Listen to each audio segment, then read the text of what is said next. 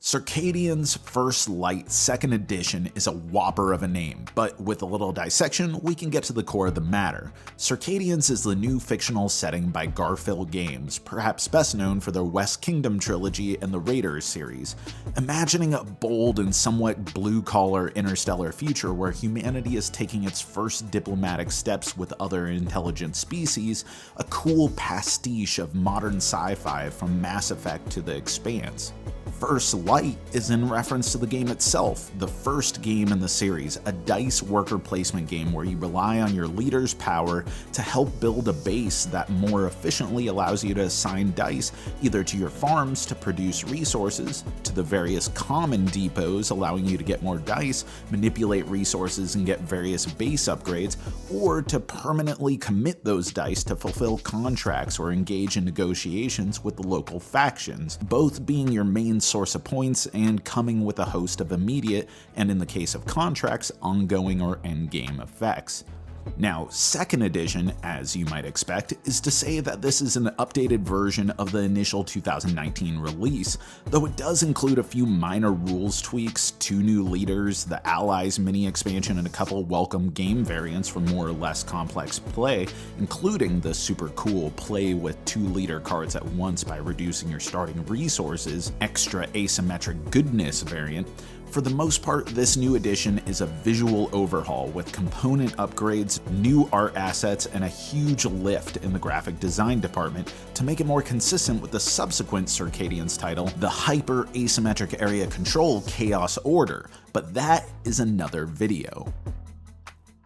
First Light is kind of like a Goldilocks game for me in a lot of regards. I mean, it's not too big, it's not too small, it has a wide array of overlapping systems, and 7 rounds feels like you have enough time to wring out some juicy strategic execution, but on the other hand, the game caps you at 5 dice held over at the end of every round, and many of your dice won't even be part of the worker placement rotation since you'll often assign them to farms for production. So it feels tight and snappy. A game this robust in that 70 to 90 minute range is pretty sexy. And speaking of long-term planning, there's a real healthy mix of short-term opportunities and overall strategy, a tension between that immediacy, the stuff that's available right now that your opponents might take advantage of if you don't do something about it, versus really honing in on your long-term goals, which are most often influenced by your leaders. This is especially true with the point scoring spots, which have rewards, or in the case of negotiations, penalties for taking too much time. People will fill in the best spots if you don't jump on them, but rushing can also really undercut your overall efficiency, which things like base upgrades that make the dice that you send out have bonuses or give you more powerful farms for better production,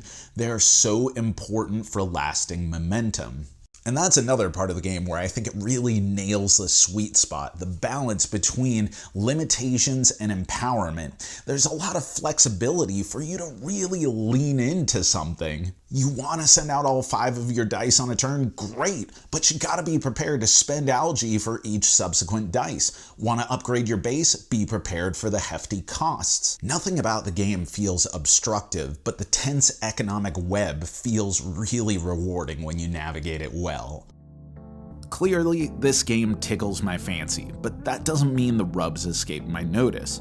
Though it's not a game where your entire strategic focus is born out of your leader's powers, they are significant, and while most feel balanced and broadly useful, some of the leaders feel way too situational. Starting with a farm upgrade is pretty sweet, but there's no guarantee of rolling a 6. Compare that with getting a free dice every round or the freedom to ignore algae costs? No contest.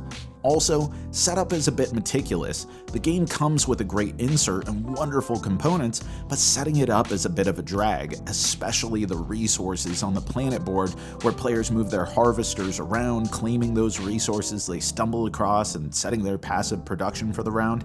It's a cool board and a cool mechanic, but cramming 3 water tokens or gems into specific places just clutters up the crucial information. Then there's the art. While I really dig the overall aesthetic, most of the illustrations capture this evocative and stylized world with a diverse array of both humans and alien creatures. Some illustrations are distractingly weird, particularly Mr. "Ooh, man, I'm so sexy hanging out on this planet. I hope someone notices how sexy I am." I mean, yeah dude, we noticed, but can you get back to guard duty?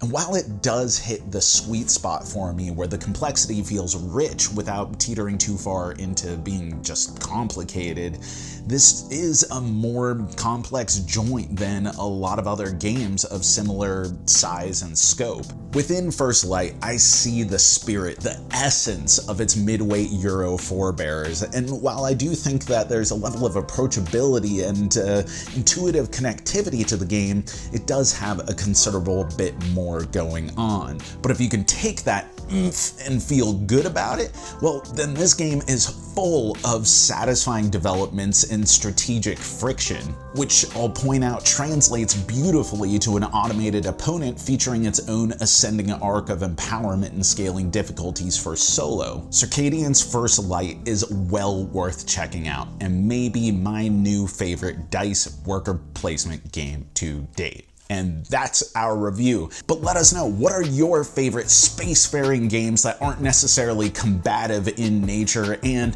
what are some of your favorite DICE worker placement games? Because there's only more coming out by the day, and there's a lot of good ones. Put that in the comments below. And as always, thanks for watching, thanks for supporting, thanks for being such a freaking awesome community. I've been Jack for the Cardboard Herald.